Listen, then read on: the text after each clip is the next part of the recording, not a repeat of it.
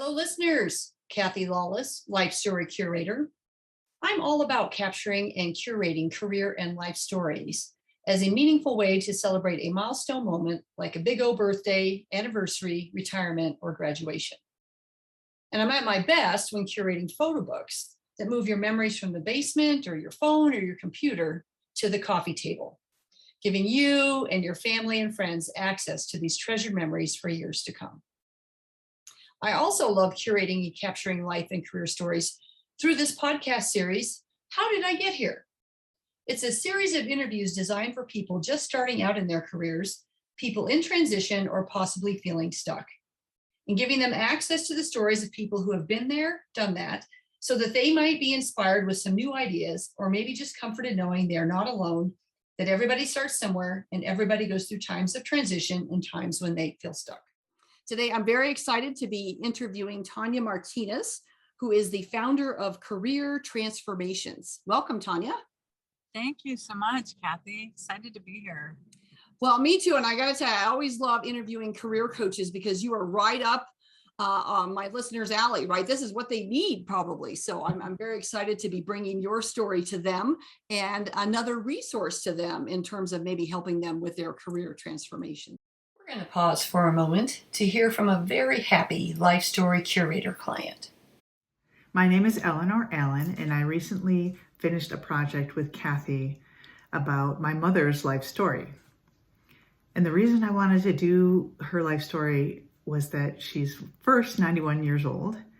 And second, we've been talking about it for years as a family. I have 4 brothers and many nieces and nephews. And we'd never gotten around to making the book. Then one day I was out with another friend who's a mutual friend of mine and Kathy's. And she showed me the book that Kathy had made about her parents' 50th wedding anniversary. And I thought right then and there, this is the answer. I got to hire Kathy to get this life story finally done for my mother. So I did. And working with Kathy is just a joy and a pleasure. So first, how do you organize somebody's 90 plus years into a story that's succinct, but also very interesting? And Kathy helped guide myself and my niece and one of my brothers. I have 4 brothers. One of them worked on this project with us intensely into the storyboarding process, and then working into, okay, these are the chapters of her life we're going to work on, which we went by decade. And then for each decade of her life, what do we need? We need this many pictures and this many vignettes. And then Kathy also brought in this great idea to put in QR codes of recordings. I hadn't even thought of that, but we did several of those. Some are my mother's audio recordings. We captured some of those audio files. Some are video recordings of her telling stories of her life that we have in the book, but of course, much more detail when we have the recording. And some QR codes are also documents. So we put a link to my father's autobiography that he had written for us before he passed as well, and my grandfather's autobiography that my father had done interviewing my grandfather. So very special, and those come to life as well in the book. So I encourage you, if you have any inclination of documenting someone's life story in your life, definitely go for it. It's worth the work, and the product, in this case, my mother's story, is absolutely wonderful, and she was over the moon with joy. So don't wait, do it. Document the life of your loved ones or whatever special occasion there is, and work with Kathy, and you will have a wonderful experience. Before we get into what it's like to be in and to have started a career transformation business, I always like to start with our icebreakers so that the listeners get to understand who you are. So tell us where you grew up, what part of the country, or I guess what part of the world, and how many in your family, what was the birth order, and how you think both of those things maybe shaped you as an adult. Yeah, thank you. So I grew up in Denver, Colorado, and I'm a native, born and raised, and I come from a family of 4 brothers, and I am the youngest. And my oldest brother is 62, and they go down to 53. And then, of course, I'm right under 50. But yeah, I'm the baby. I'm considered the baby. So definitely a daddy's and mommy's girl. Yeah, I was gonna say, so being the more than only girl and then being the youngest, oh my Yeah. gosh, you were, I would say, treated probably very special, right? Yeah, but I have a lot on my plate too. Yeah. Well, and then you had brothers, so they were toughening you up, right? So parents were Yeah. probably spoiling you, and then the brothers were like, oh no, we're not going to put up with that. Yeah, true. It's fun though. I love the space that I'm in because I have three amazing brothers, and it's just a very unique and close relationship that I just adore. So yeah, I'm completely happy with it and just love my brothers to pieces. Very cool. So close family, it sounds like family ties were important probably, or just family and community. Yeah, definitely. We are a very close family. In fact, my parents both come from very big families. My dad smaller than my mom, but very close on both sides, and just strong relationships and closeness, daily conversations, sometimes daily visits with my mom and her sisters. So very close growing up and still to this day. Wow, very cool. Yeah. So what kind of activities did you do as a young person? Was it like dance or sports or singing or whoa? Growing up with three brothers, I tend to play with cars and trucks a lot when we were younger. Okay. So I wasn't so much into sports. I did play volleyball in high school though, but it wasn't a full, career of it, if you would. But I definitely was outside a lot in the summers. And yeah, my dad had a lot of vacation time because he was with one employer for 30 plus years. So he would always be home, and we didn't get to like do a lot of things that kids wanted to get into that parents wouldn't allow them to. So I sometimes was on a short leash, if you will. Okay. Well, yeah, but I do remember because you're about the same age range, everything was about being outside, right? And outside, finding your own entertainment and playing as a family. That's what we did too. It wasn't about like it is kind of today that, oh, this one gets driven over to this sporting event and this one to that sporting event. And it's just, it's so different. It is so different. Yeah. And my grandkids rely on the iPads. I never had an iPad. God forbid I take that away from them. We had that old fashioned TV, right, where you had to get up to turn the channel even. Right. Yeah. Okay. So shifting gears a little bit, are you an introvert or an extrovert or an ambivert? I think I'm an ambivert. So right in between, huh? Yeah. I think at times I could be a little extroverted, but as a business owner, I've definitely come more onto the extroverted side. Sorry, I flip-flopped that, but definitely now later in my career, I'm more of an extrovert than I was in the beginning. Yeah. Well, yeah, when you start your own business, right, it's you're doing all the hats. You got to do all the selling and the promoting and the marketing and the networking and all of those pieces. So as well as then doing the actual coaching that you do, the actual business part. Yes. Yeah, I love it though. I love both spaces, Yeah. And you need both. I'm the same way. I'm in the middle on that. And I love my time when I'm getting energy from people and being out and about. And then I love my time when I'm just, sitting on the couch vegging or going for a walk or whatever I'm doing by myself. Yeah. Okay. So on the fun meter, on a scale of 1 to 5, 1 being a couch potato and 5 being life of the party, where do you put yourself?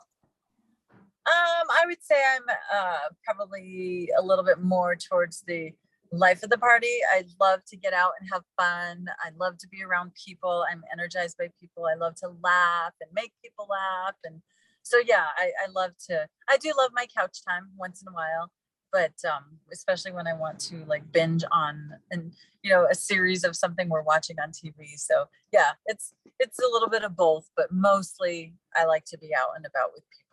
Okay, so you're closer to the 4, probably a 3 or 4. Yeah. Okay. Yeah.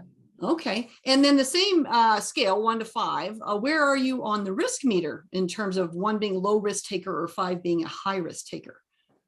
I'm probably more of a 2, 3. I proceed with caution. Yeah. So you make those educated choices and research and before you. I do, and talk to others and survey. Well, very cool. Well, I love all of these questions and icebreakers because it really gives us a sense of who you are, or I guess I should say a little bit of an insight into who you are, and then we get to learn more about your story as we go through and see how all this plays out. So, Awesome. so tell us if you would then. What it's like to be the founder of Career Transformations. What are you doing today? What kind of clients do you work with, etc.?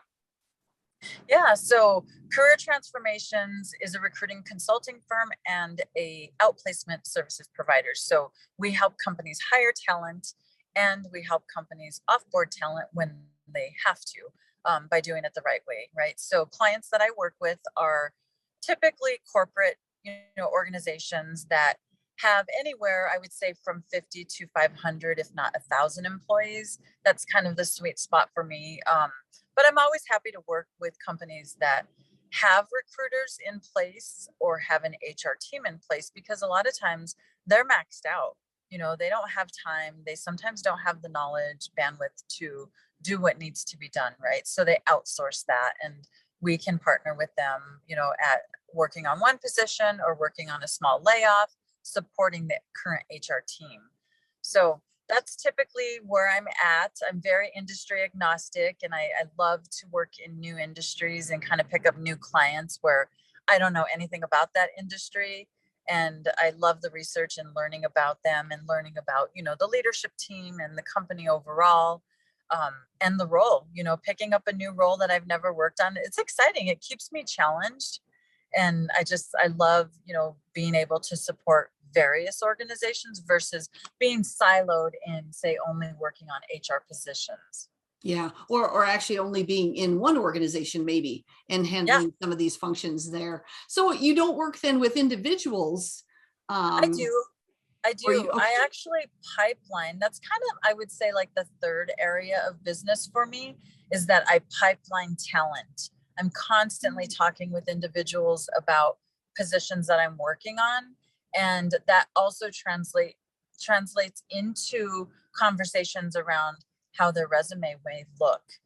Oftentimes a resume is really bad when I get it. So some of the services that I offer are, resume writing, LinkedIn optimization. I also do some career coaching, and that comes naturally to me because I've been pipelining talent for so many years. I've been in recruiting for 19 in corporate and 22 on my own now in total. So I'm very happy to help anybody that needs help along the way.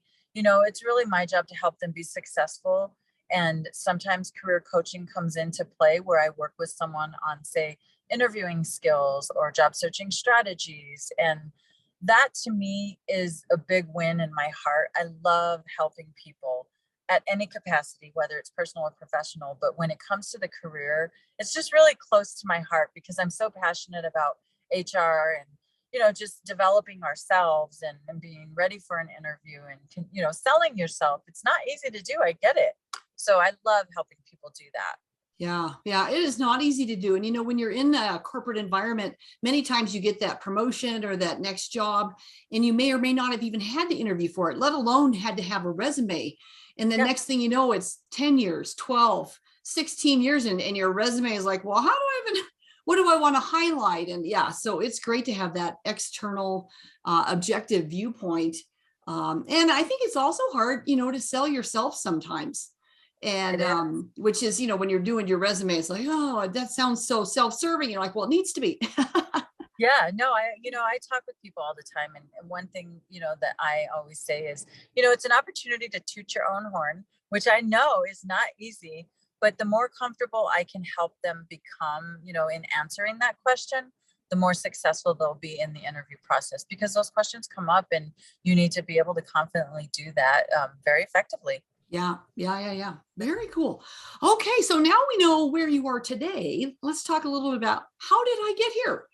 When you think back on those junior high school years and you were looking at your future and what do I want to be when I grow up? What were you thinking? Were you thinking you were going to be into career transformation? No, there were two things that I wanted to be when I was younger, and one was a stewardess and one was a real estate agent. And I still, too, like a couple of years ago, was like, maybe I want to be a real estate agent. Maybe I'll go back to school and, get my license.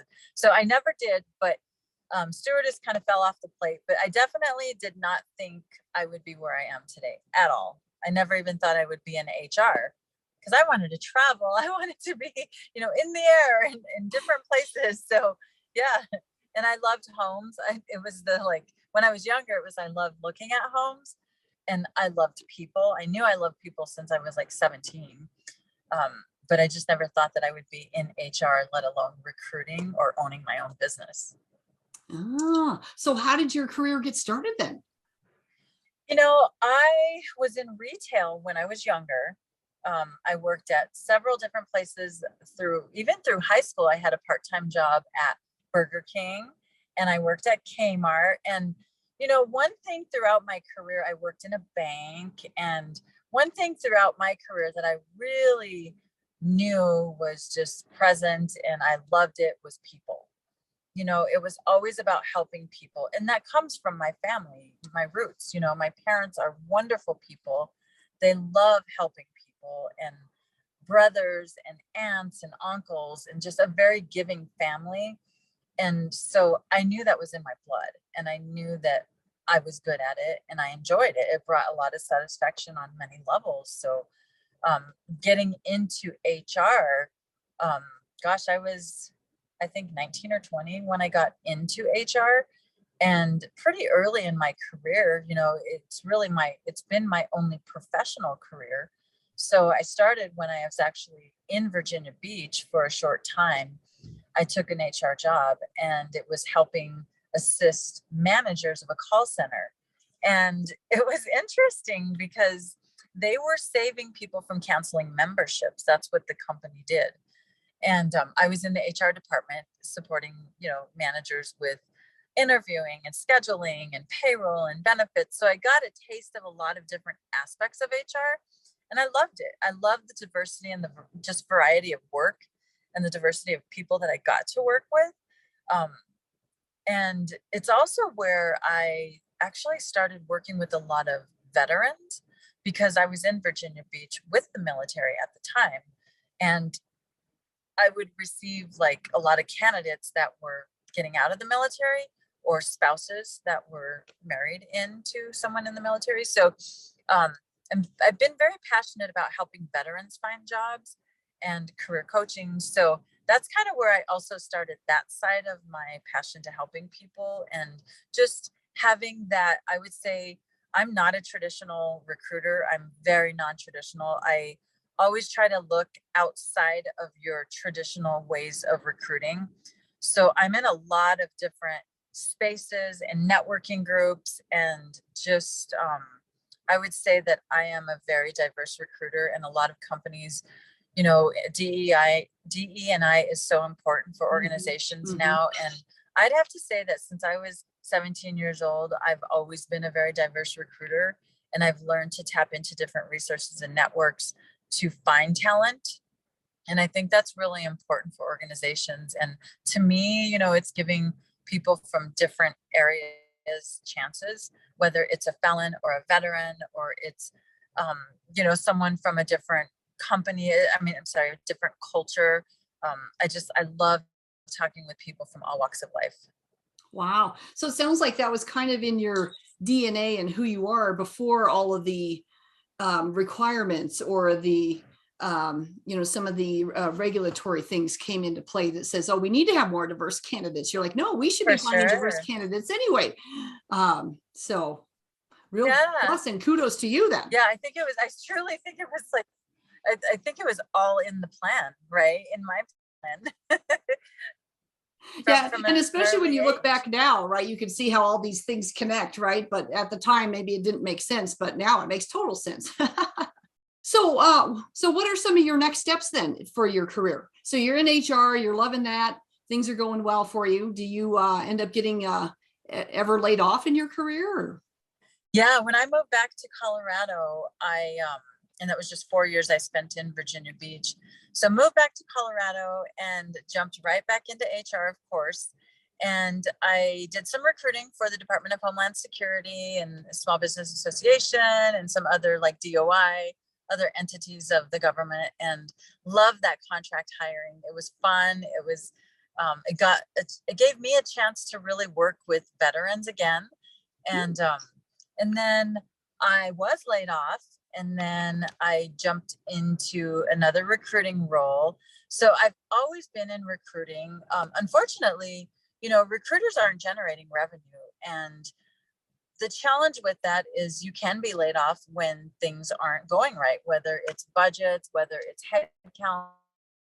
But I'm wondering, because you're in that space of seeing jobs and recruiting and moving in, did it not affect you like it does sometimes other people? I know, when I survived a lot of layoffs, and then I ended up getting laid off. And as much as you try to convince yourself that it's not personal and it's not you, sometimes it's not easy to do that.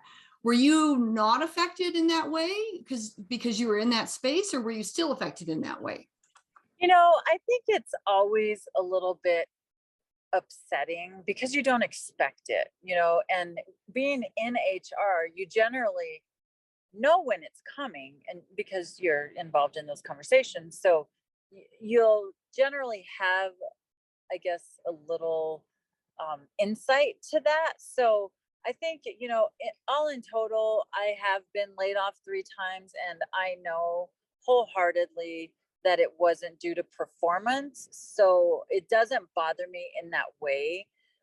They were always big layoffs, that were impacted, so no, it doesn't. I kind of got numb to it, unfortunately, just because it happens, and yeah, I think I've learned to embrace it and maximize that opportunity to, find something, that's a better fit or bigger and better, right?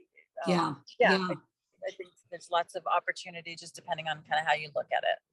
Yeah. Because you're in the space of looking at careers as a whole. I don't know, I'm not wording this very well, but I feel like when it's you and your job is not to deal with careers, a career is what you do. I don't know. It's funny sometimes. I feel like, when I step back now and after I've been doing this podcast and after I've been helping different people here and there, I do think of it very differently and objectively about, well, how do you go out and get a career, a new role or job? How do I prepare myself? How do I present myself versus when I was in it myself, I was so dang personal to me. It was really hard to separate. So, yes. And I think that's also part of the reason why I started the outplacement services within career transformations, because I know how it impacts people, and I want to help people land on their feet in a, maybe positive way. So the coaches that I've engaged with that work through the outplacement program are able to really help those individuals, and it just feels really good. And then, with that, we also do a great service for the company, and we help, by protecting the brand and reducing risk, and also unemployment, costs that a company may incur when they lay off, but helping that company really do go through that process a little bit more effectively and comfortably. Yeah, there's so many factors that go into that, right? And then there's the whole external. I remember I worked for a company called First Data, and very large company and headquartered in Denver, but they also had a very large presence in Omaha, Nebraska. And unfortunately, there was a period of time where they had a lot of layoffs in Omaha, and the news station shows up, they're filming people walking out the door. Boy, that just doesn't go well with your brand, right? And your business and what you're trying to accomplish. So it can be, you got to really protect that. Yeah. So important. Okay. So you're in corporate, you've been laid off a few times. So now you kind of understand how that feels for the people that are going through what you've been doing. That's got to be probably, good discovery and good experience for you. So how else did your career then progress? Yeah, I've had the opportunity to work side by side and work for some amazing individuals, mentors, leaders of organizations, and I learned a lot from them. And I really am thankful for those relationships and still have relationships with them to this day. Still have, great referrals from them. Still have, One thing I would say that I really enjoyed about my career is that I was able to learn different industries, which also, as a business owner, helps me stay a little bit more competitive and just challenged as a professional. Because, like I said earlier, I really like learning about new industries, new positions, and meeting people. So I like to be industry agnostic to be able to represent different spaces, and my career has led me to that. Yeah, that would be that just gives you another challenge, right? I mean, when I think about it, I was at the same company for 20 years, so obviously in the same industry, right? And then when you Yes. go to start looking, then next thing you know, you're like, well, are my skills transferable? Well, yeah, hell yes, right? But Yeah. you really have to work hard proving that. Yes. Yeah. I've just loved every moment of my career, regardless of being laid off or not. It's been just truly a blessing for me. And it's also help shape the person that I am and be unique as a recruiter, because most recruiters don't have an HR background. So I would say that having worked in corporate America as a recruiter and support the HR department really sets me apart from a lot of other recruiters. So it sounds like since you love this space, did you ever feel like you got stuck or that you maybe wanted to make a career change yourself? Yeah, that when I would say it was about 2017, probably 16, 17, I kind of wanted out of corporate. Lots of, corporate politics, as we know, lots of, I was working with a lot of external recruiters throughout my career. So I was able to get that kind of experience where I got to see what they did and how they operated and what they charged. And, a good friend, mentor of mine, um, shared a lot of insight on what it's like to be an agency recruiter, which I never was. So I kind of visited that a little bit. I never took a role in that space because he always said, you know, that's probably not the best space for you. But I was curious, right? I Yeah. wanted to. Yeah. I never took the leap, but what I did want to do was be a recruiter that helped organizations like he did. So, working with recruiters throughout my career also shed some light on the income potential. And I love people. I love helping people, talking with people. I love helping organizations that are having trouble hiring or even having trouble retaining employees. So I bring this different element of an HR background where we've worked with companies and managers to learn how to retain talent. So I wanted to see what that was like on the external side. So for about 5 or 6 years, I really wanted to start my own business, but I was scared because I had never had the agency experience where you would have your more sales side of a role. Hmm. And so jumping out on my own was exciting and scary altogether because I never did sales. I never had to find clients. I always worked for the organization. So yeah, I was always curious that, like, I would say last 5 years of my career before actually going out on my own, what it would be like to be on my own. Ah, so the idea was there and the desire, but the risk factor maybe was a little too Yes. high for you. So you Yes. kind of kept sitting back. So what caused you to then finally pull the trigger? I was laid off. Ah, isn't that It was, funny? There's someone made the decision for you.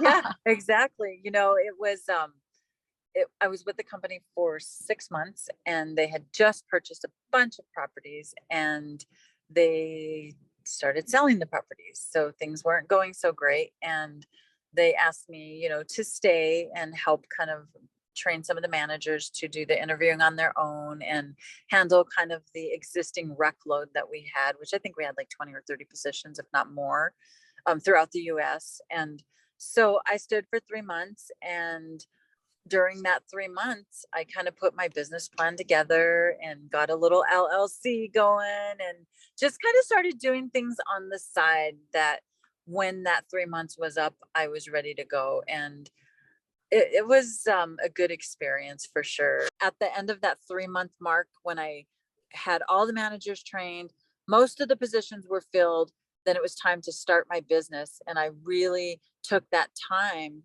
to just embrace it, right? It was a good experience. I felt like I had enough time to get things started. And then the rest just came naturally, lots of learning and lots of curvy roads and Yeah. But you're also then in a space where you have a lot of contacts and a network, right? That you could tap into to say, now I'm out on my own. I can yes. be of service to you, right? Exactly. Yes. I'm a Colorado native, so I definitely have a huge following on LinkedIn. I'm a people person, so I've always made connections and fostered those connections, through good relationships and trust and rapport. And I do a lot of networking. I'm involved in a few different organizations and just, really get myself out there. Yeah. So how did you prepare yourself for the sales role? Did you um, hire a coach at all or take any classes, or what did you do to say, okay, now that I got to sell, what does it look like?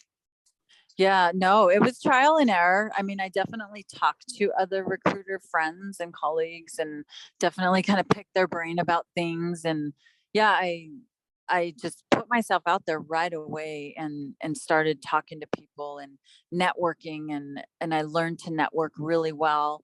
And I build good relationships and foster them. So that's part of, networking. Hmm. So I really learned a lot of it through networking and those colleague, recruiter friends of mine.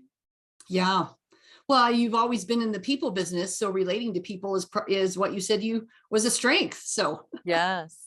Yeah. so And you, then I went on and started my own recruiting groups as well. I have a coaches network and I have a recruiting network. So two networks that are very rich in good relationships and cross referrals and just really powerful, great people too. yeah. So then connecting other people in with like skills and stuff, it sounds Yes. like. Yes. Okay, very cool. Well, this has been really interesting to hear how you kind of went through the corporate ranks, went through your own layoffs and ups and downs, and now landed in your running your own business. So, are you loving being the entrepreneur? I am. I absolutely love it. And it's taught me so much and I've learned resiliency to just another degree that I never knew, what I didn't have, right? Um, Oh, yeah, yeah, yeah, yeah. it's yeah, I've started a very unique business at an interesting time because little did we know we were going through a pandemic. And I started my business right before the pandemic. So people weren't hiring and they definitely weren't paying a recruiter to hire for them. So the first couple of years of business was challenging, not going to lie. But I think that also gave me the time to build the business and learn how to sell and learn how to follow up and everything that it takes to be a successful business owner. That time was given and I'm very thankful for that time. Even though, I didn't make a ton of money, I learned a lot and it's only helping me to be stronger and build bigger. Yeah. Well, and in all consolation is no one was really making a lot of money, right? There was Exactly. so many um, crisis and financial crisis that were occurring at that time. But yeah, Yes. scary time, right? And but now Yes. the whole world and the workforce is so different. So, Yeah. what are you doing different now? Do you feel? I wouldn't say that I'm necessarily doing anything different. I still continue to network the way I did, if not, more. But I guess one thing that comes to mind is I've learned to network in the right spaces, whereas before I have joined a group because it felt right.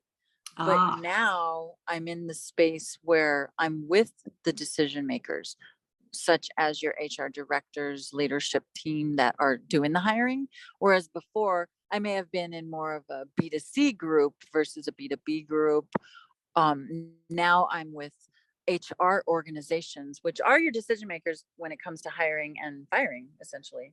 Yeah, yeah, yeah. That is true. Like as a small business owner too, I've had to go through that, which is what is the right group, Yes. and you're right. Sometimes it's just I need to get out there and be in a group and get the experience of it, and then just be comfortable. But Yeah, then you're like, you know what? These really aren't leading to anything. So what's next, right? And then exactly. finding the right. So you're being more intentional about the groups that you're in, Yes. the network you're doing. Okay.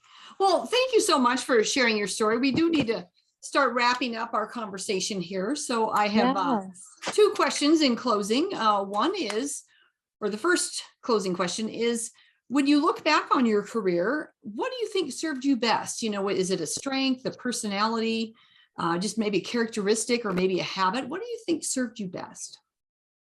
You know, I'm truly blessed for my HR career because I would not be able to have the conversations that I have today with recruiting clients if I weren't in HR. You know, I understand turnover. I understand the hiring process, how to interview, how to retain employees, even, you know, to the degree of how to write up employees, how to put employees on performance improvement plans, how to identify when we don't have a good fit. So if I didn't have that HR career, I would not be where I am in terms of being able to, you know, hold a very um, intuitive conversation with people.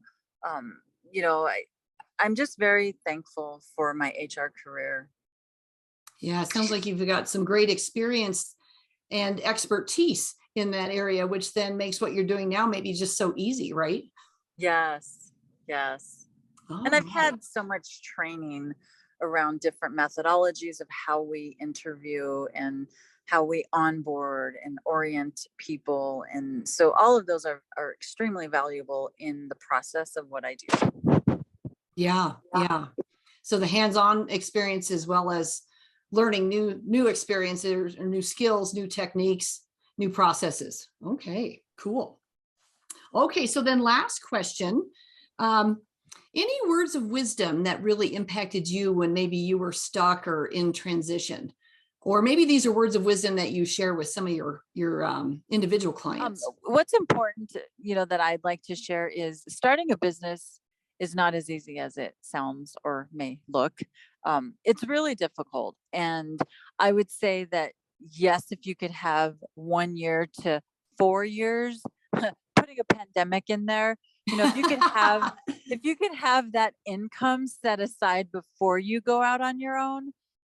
I didn't have that, and that's okay because I have an amazing husband that has supported me through this.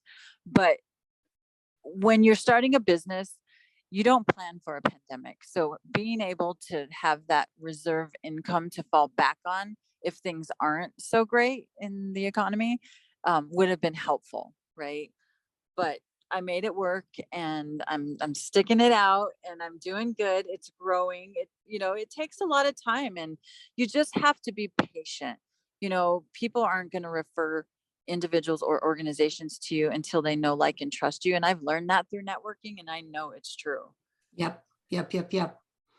So Yeah, that building, no like and trust thing really comes yeah, into play. But I love what you said about patience because, you know, as a solopreneur and you're launching yourself out there, you're like, you're ready to get going, right? And ready to really help people. And then, you know, they're not ready. exactly. And the other thing is give yourself grace. You know, I didn't do that enough in the beginning and you can burn out quickly because as a solopreneur, you wear every hat and you run every department in that company, whether you're one person or two or 10, you know, and it's a lot of work and you have to take time away and just breathe and relax and give yourself that grace that we all, you know, don't do enough. Yeah, yeah. And I think until you don't go through it, you don't even understand how hard that is, how you're so obsessed with it. Exactly. I know that was a big part of what happened for me. In fact, it wasn't until I joined, so I hired a coach to help me launch, and then I ended up joining some networking groups, and then I found a peer advisory group.